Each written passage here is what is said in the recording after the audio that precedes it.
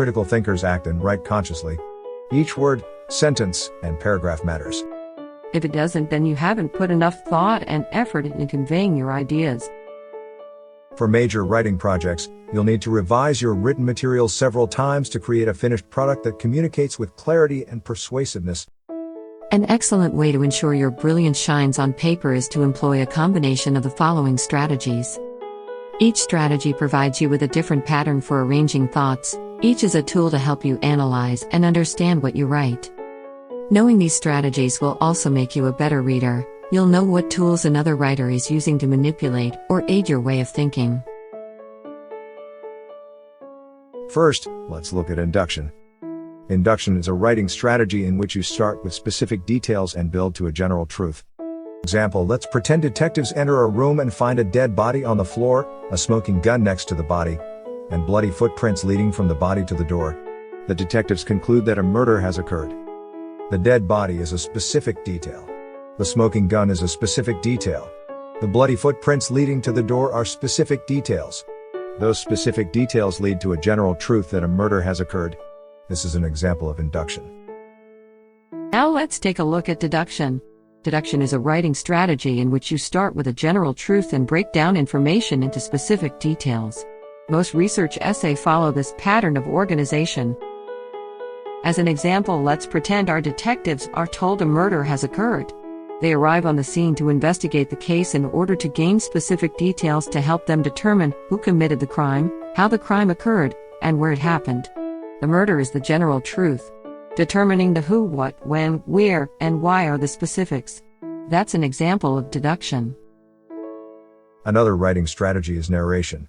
A writer can use narration to tell a story to make a point.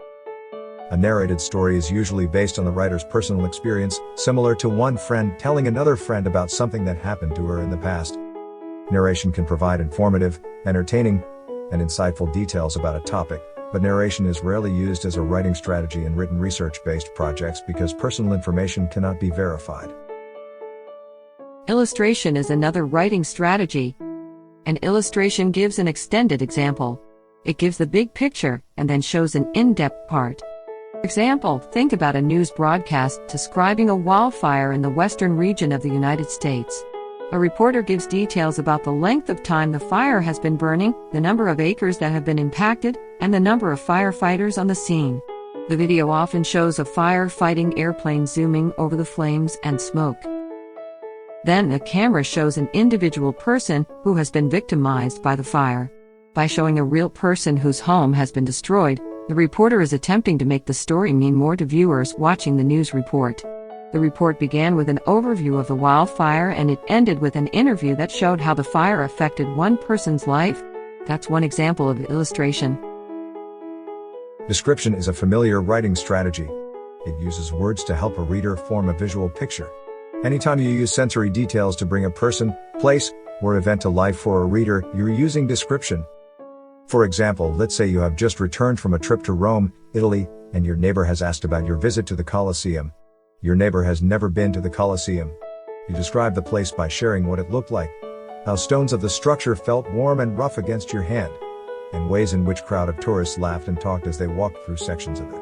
You bring the place to life for your neighbor. That is one way to use the strategy of description. Another writing strategy is compare and contrast. When you compare two things, you point out and analyze their similarities and differences. When you contrast, you point out and analyze differences. To compare or contrast is a writing strategy. For example, pretend your friend has decided to return to college to complete his degree. Before settling on a particular school, he must compare costs, curriculum opportunities, academic reputations, number of students and types of resources, and locations. This is an example of the compare-contrast strategy. When using the writing strategy of classification, you break a subject into parts or types and then discuss or evaluate them. The way you divide a topic into categories will influence how your reader thinks about the subject. For example, dogs can be classified by breed, size, temperament, and so forth. They can also be classified by the roles they have in the daily lives of humans.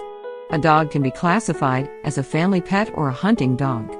It can be classified as a working dog or as a show dog. This is one example of classification. Another writing strategy is cause and effect.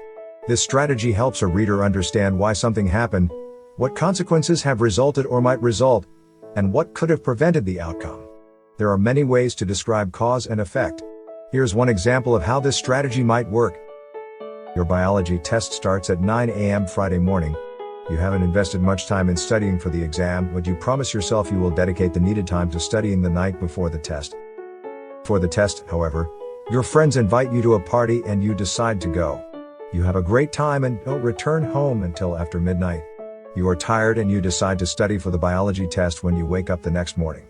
You forget to set your alarm. When you wake up, it is too late to study. You rush to class and take the test. Days later, you get the biology test results. You do not do as well as you wanted. This is an example of cause and effect. Your decision to attend the party caused you to study less than you needed to study.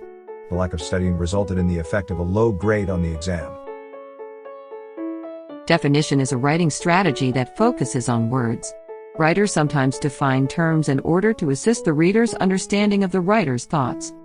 Because words can have different meanings and meanings of words can change depending on a variety of things, it is not about the word itself. It's about the meaning we give to the word. For example, the word value can have different meanings depending on the way in which it is used. Value can be a mathematical term. In math, value is a number signifying the result of a calculation or function. It can also refer to a variable number or constant number. Value can refer to the monetary worth of a product. It is the measurement of the benefit a company or an individual derives from a good or service. It can also refer to the price or amount of money someone is willing to pay for a good or service. Value can also be a judgment of what is important in life. Values are the things a person believes are important in how to live and work. They can determine a person's priorities and how the person decides to invest personal time and other resources. These are some examples to show the importance of definition. Refutation is another writing tool. Refutation is one of the most important strategies in a persuasive argument. Refutation is used to disprove or lessen the significance of points made by an opposing side in a controversial issue. To be most effective, refutation should acknowledge valid points in the opposing argument. This shows the writer has carefully considered both sides before taking a final argumentative position. It is important to strive for fairness and to be well informed when writing about flaws in the position of an opposing side. If your writing appears to attack someone's point of view, you risk losing credibility and offending a reader. For example, let's say you are writing an essay that argues no books should be banned from public libraries or schools. Throughout the essay, you give researched evidence to support your position on the controversial issue.